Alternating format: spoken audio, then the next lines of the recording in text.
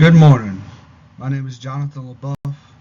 I'm in Professor Gotro's Drug Abuse in the Industry class, and I'm going to be giving you this PowerPoint on a few of the major drugs that DOT tests for. Let's go ahead and get started. There are 5 major drugs that DOT tests for, even though there's hundreds of other drugs that are out there in the world. But these are the main drugs that DOT consider to be Schedule 1, which are drugs that can cause very dramatic behavioral changes and changes to your cognitive functions, which can cause major accidents in the workplace.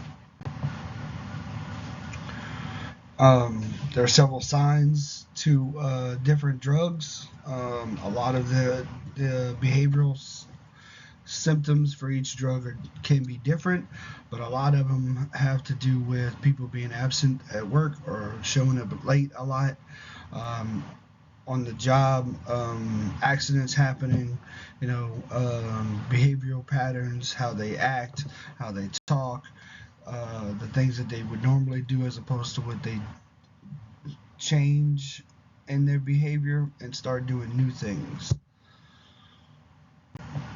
Start out with marijuana. There's a lot of different side effects with marijuana, mostly just drowsiness or dizziness and hunger. People get pretty hungry whenever they do this stuff. It's an inhalation drug, which means they typically smoke it. For the most part, it can affect your motor skills if someone is currently using it and is actively on it. So they may drive slower. They may be a little more spaced out, like not being able to you may not be able to fully catch their attention. So those are a few little signs that someone may be on marijuana. Cocaine is typically a stimulant. Here's a few little facts here and a website that you can check out if you have questions about it, but it's usually a stimulant. Like it'll make you way more active than normal. It'll make you kind of fidgety. It'll increase physical activity. The person will be unusually defensive and have anxiety and get agitated pretty easily. There's wide mood swings involved with this drug. They become paranoia, a little restless. Sometimes they can even hallucinate.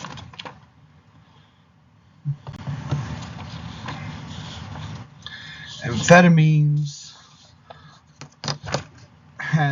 are more like pills. Some narcotics and things like that are amphetamines. They take these by mouth, as opposed to cocaine, which is usually snorted or heated up and injected. Most of the time, these are amphetamines are done by mouth. Sometimes they crush them up and snort them too. I've heard of that before. And they can cause confusion and panic, and people get real talkative sometimes. They get hyper excitable.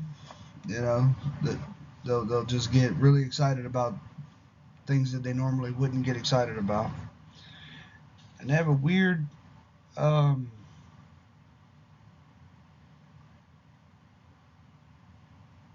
effect on the body itself. Methamphetamines and amphetamines are pretty close to the same stuff, but this is more like speed, so it'll make you really, really, really hyper, and the person will be real fidgety a lot. Now, you have opiates, things like heroin, Heroin can do a lot to the body. Can rot your teeth. Some cases it's made people's hair fall out.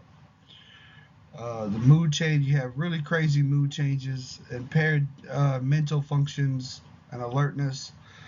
Some people get depression really bad, physical fatigue, and drowsiness, which means like they can't perform as efficiently as they used to be able to at one point. And loss of balance is another one.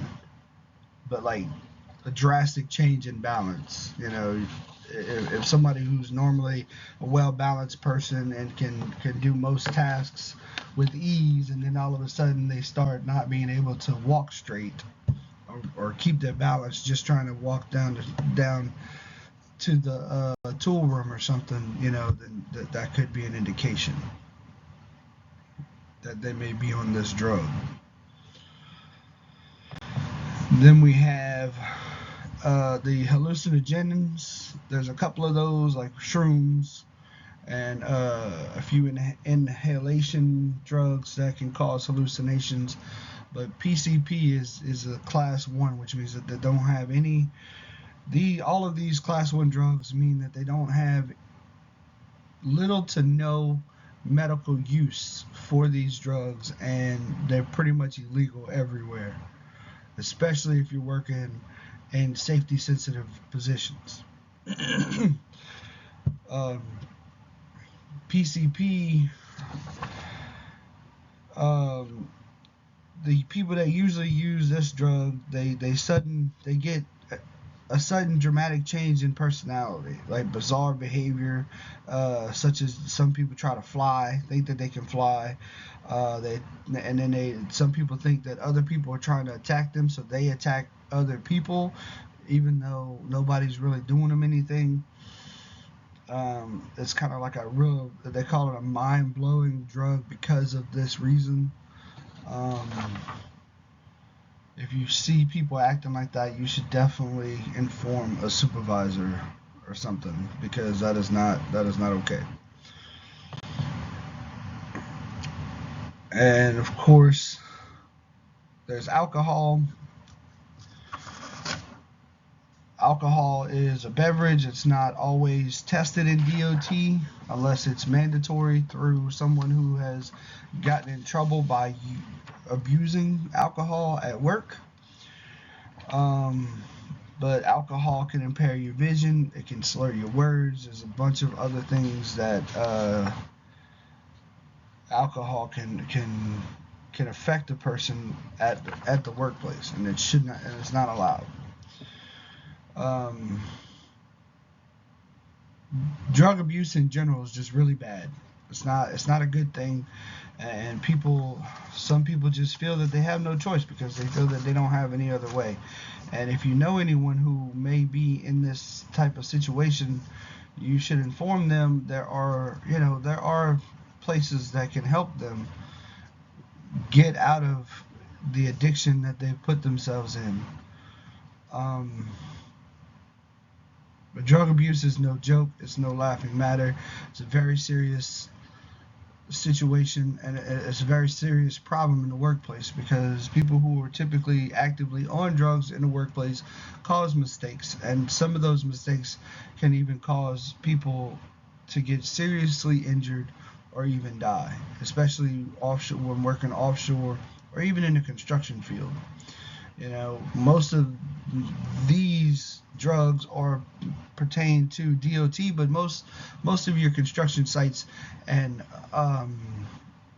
other businesses follow the DOT regulation as well, because they are a lot stricter than the non-DOT regulations and such, as far as the in-depth drug testing portion of that. And so instead of doing just the drug test strips that they just dip in the urine, they go through a more extensive testing, which involves blood work, sometimes urine for sure, but it gets sent out to a certain lab that does the in-depth testing on the urine, and it's not just a little stick that can be tampered with. And this here is my presentation on drug abuse in the industry. I hope it's been helpful and at least somewhat informational. And I hope everyone at least got something out of it. Thank you.